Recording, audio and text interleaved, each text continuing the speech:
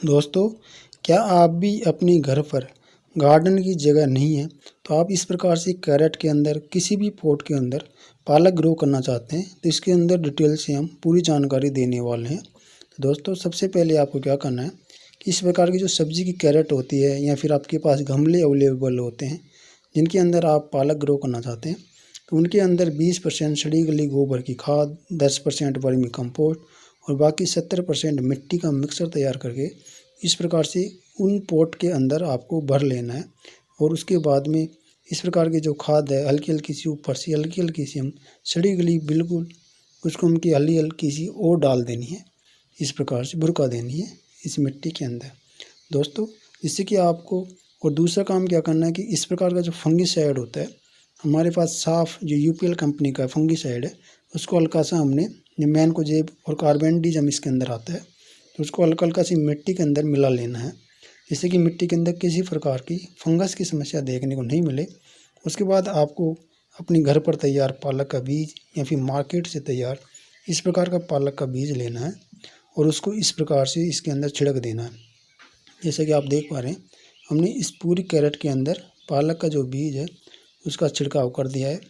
अब इसका जर्मिनेशन आपको बिल्कुल पूरा का पूरा लेना है। इसके लिए आपको इसके ऊपर हल्की हल्की सी मिट्टी, देखिए इस प्रकार से आपको दूरी दूरी पर पालक छिड़क कर इसके ऊपर हल्की हल्की सी आधा इंची की मिट्टी की लेयर आपको चढ़ा देनी है जिससे कि पूरा का पूरा जो पालक का बीज है वह उस अच्छी प्रकार से मिट्टी के अंदर दब जाए। और उसके बाद उसके ऊपर आपको पानी का छिड़काव करना है।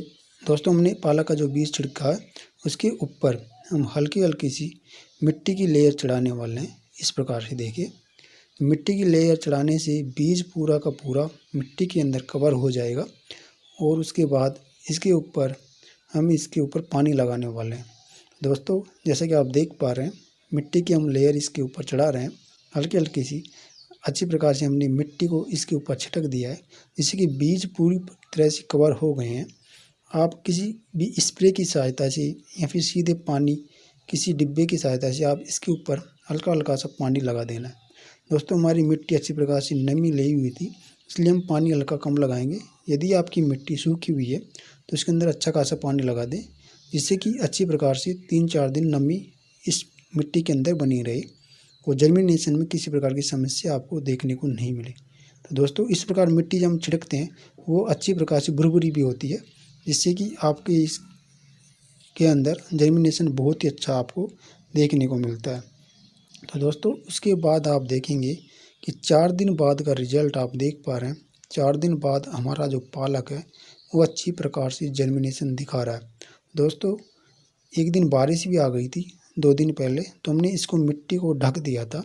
उसकी वजह से आपको एक जगह दिख रहा होगा कि इस हल्के छोटा छोटा सा पालक ग्रो हो रहा है और इस प्रकार से सारा का सारा सीड्स है वो अच्छी प्रकार से जर्मिनेशन इसने दिखाया है। दोस्तों, 3-4 दिन बाद आपका जो पालक है इसी प्रकार से जर्मिनेशन दिखाएगा। और आपका यहाँ पे है जो हल्का छोटा है क्योंकि यहाँ पर जो हमने ढका था वो पानी भर गया था उसके अंदर, पन्नी के द्वारा हमने इसको कवर कर दिया था। दोस्तों, बारिश की वजह से आपको ध्यान रखना कि ऐसी जगह पर आपको इसको रखना है तो ज़्यादा पानी की समस्या देखने को नहीं मिले। और उसके बाद आप देखेंगे कि 12 दिन बाद का रिजल्ट है। 12 दिन बाद आपका पालक कुछ इस प्रकार का ग्रोथ करने लगेगा।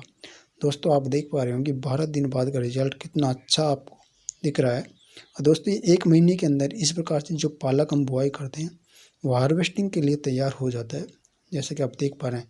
तो साल के 12 महीने आप किसी भी समय पालक को बहुत ही आसानी से इसी प्रकार से ग्रो कर सकते हैं।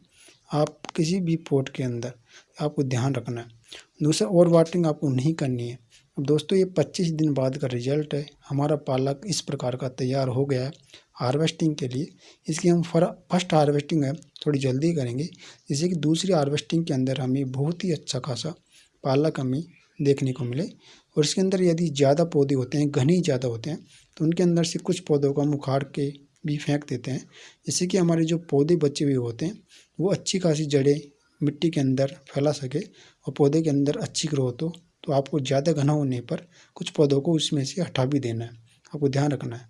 इस प्रकार आप घने पौधों को आप यदि हटा देते हैं तो इस प्रकार का पालक के कुछ पौधे आपके इसके अंदर होते हैं तो उनके अंदर पत्तियों की साइज भी बहुत ही अच्छी खासी बन जाती है और उनके अंदर जो पालक है बहुत ही अच्छी क्वालिटी का बनता है।